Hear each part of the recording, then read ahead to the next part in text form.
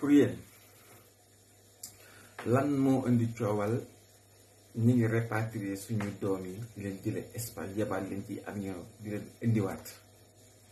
ba sax wax ci dem ba yegg biir assemblée nationale.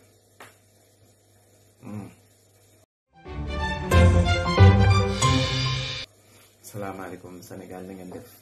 ba am ngeen tawféex ñu ngi leen di ziar bu wér a wér am ngeen 2 minutes seen temps ñu waxtaan nag waxtaan bu sérieux parce que y a des choses yu xew ci dëkk bi te vraiment il faut que ñu utiliser suñu xel yi pour xam lan moo tax mu am ndax wallaay assume li xew ci réew mi yépp ay nit ñoo ko nekk di ko orchestré nit ñi di ci loru askan bi di ci loru te bu léegi ñi dawul seen yaram nit ñi génn naan rip nombre de personnes yi faatu nañ ñi dee nañ ñii lii dawul seen yaram. dafa am ñaari chose yoo xam ne moo arrivé ces temps yi te moo ma jàngal 2 choses moo ma jàngal lu bëri ci li nga xam ne ay nit génnoon nañu wax ko fi. gis ngeen ne bi Bassirou Diomaye Faye toogee ak léegi mënoo toog 2 semaines wala boog 1 semaine yoo déggul ñu ne jàpp nañ drogue temps jàpp nañ drogue ay nombre de kilos jàpp nañ drogue d'une valeur de temps alors que bu fi Macky Sall di nekk pour nga dégg wax drogue sax c'est tout un problème te drogue baa ngi doon dugg ci réew mi comme pas possible. kon ça veut dire que am na lu raxoon ci biir dugal drogue bi te tey jii dañ ci amoon complicité ñi leen waroon jàpp ba tax drogue daan dugg kenn du jàpp kenn. maintenant bi ñu indi jubal ji chaque jour ku fi ji ma tànk dugal drogue jàpp nañ la. deuxième bi chose mooy ci immigration clandestine ginnaaw ba ñu naqarloo li nga xam ne si moo dal ci kaw jeunesse su Sénégal ñuy wax des centaines de personnes yoo xam ne si périr nañ en mer dee na parce que dañoo doon dem fële ci Espagne waaye li laxasu ci ginnaaw nag il va falloir que état wu Sénégal ñu def benn enquête bu poussé dimbali Sénégalais yi parce que phénomène bii mi ngi bëgg a yàq suñu mi ngi ciy bëgg a lool daal ñun Sénégalais yi askan bi jeunes yaa ngi dee espoir de famille yaa ngi dee soutien de famille yaa ngi dee te Sénégal dafa soxla ay jeunes hommes pour liggéey ko. léegi gis nañ fi fan yi ci ginnaaw wax ju mel ne junaan ñi ngi rapatrier suñu doom yi di leen indiwaat te wax ji sax di daw ba biir assemblée ça veut dire que am nañu activé wu bëgguñu jox jeunes yi benn espoir ñoom ñooñu de rester ici bëgguñu leen ko jox te le simple fait que ñu ne gouvernement wu espagnol yi ñëw na fi signé ak gouvernement sénégalais yi rek tax na ñi doon dem ci géej gi booy yëpp dañu découragé woon dañ naan jaratul ñuy dem mais ñan la toogaayu booy yi arrangé wu mooy lobby bi nekk ci biir. xam ngeen nit génnoon na fi 2023 bii nekk ca Caaroy nekk ci biir mool yi ngan di mool génn na fi daal ne lii di xew ci géej gi kër immigration clandestine bi ay autorité ñoo koy encadré ñoo koy orchestré ci lañ nekk di ci dund parce que imaginez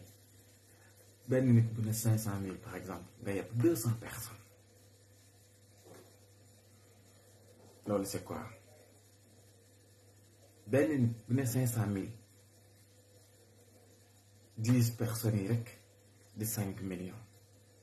100 personnes yi di 50 millions 200 personnes yi di 100 millions benn gaal 100 millions pourtant ñii ñu naan les capitaines de gaal di leen di yóbbu di jël ba di yóbbu le gars génn na fi mun a duñ laal ci xaalis bu dul benn 3 millions benn 5 millions capitaine de gaal boo wax kaay yóbbu gaal gi pour 5 millions pour 10 millions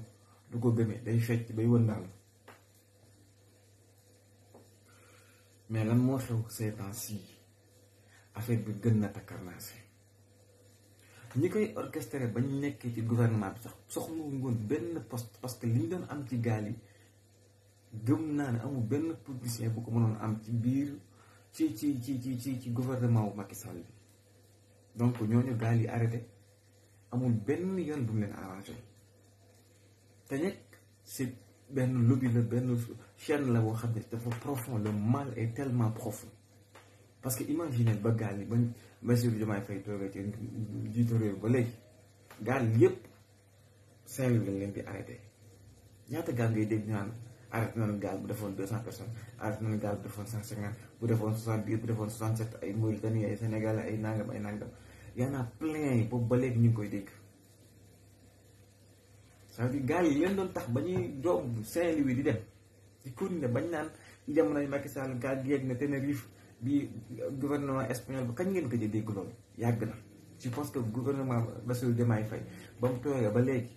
ñaari information laa dégg gut ñu ne gaal yi yegg nañ Tenerife benn bi ñu ne gouvernement espagnol yi interprété nañ gaal temps gaal la kan yi ci des yëpp dañ naan au large de Saint-Louis arrêté nañ leen Mbour wala côte bii nangam côte Dakar fii arrêté nañ ci gaal ko yeboon nangam bu doon jëm Espagne.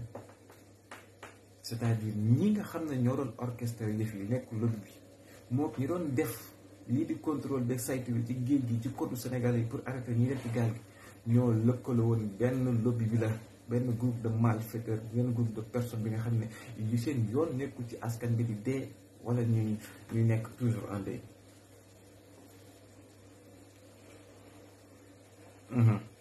te loolu mooy dëgg gaal yi nag ñi koy orchestré mais placé bi système boobu ay nit yu puissant lañ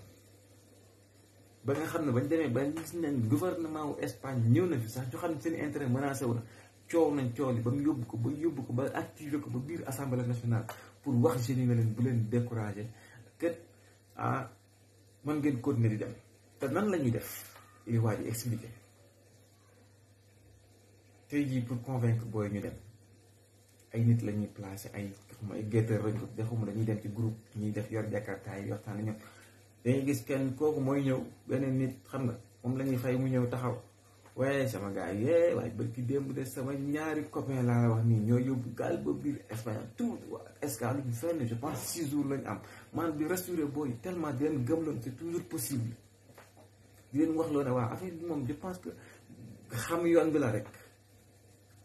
xam yoon bi ak miin géej bu ko defee boo yëpp activé wu ci dem liñ dajale ci seen cag-cag yeeg jakarta yi yëpp ñu mettre ko de côté pour bu waa ji ñëwee ñu ne ko boole ñoo gaa yooyu noonu ñu boole ñoom ñu dem mu nekk business bu métti bu ñuy def ci bakkanu sénégalais yi te mu war a dakk ne gouvernement bi def enquête yu poussé xool yan lobby ñoo nekk derrière tout ça yan personnalité ci réew mi yan politicien ñoo nekk di orchestrer ça di empocher presque chaque semaine ay 200 millions ay 300 millions ci demu gone yi doomi réew yi di dee encore ci géej gi biñ ko waxee daaw ba waa ji woo ma naan ma Aliou Sall doomi Macky Sall ak yooyu gëmu ko woon dama ne loolu c'est impossible mais quand on retrace les faits ñu xoolaat les choses utiliser suñu xel mii suñu matière grise bii à un moment donné dañuy xam ne dëgg la te comme ni mu ko waxee rek lobby bu puissant lobby la boo xam ne si bu am doole te li ñu nekk dañ cee am yaakaar ñoom dañ da leen di rapporter tellement dana leen jaral lu ne pour que lii di phénomène immigration clandestine du arrêté kenn mënu ko arrêté nag ci wax booy bu leen dem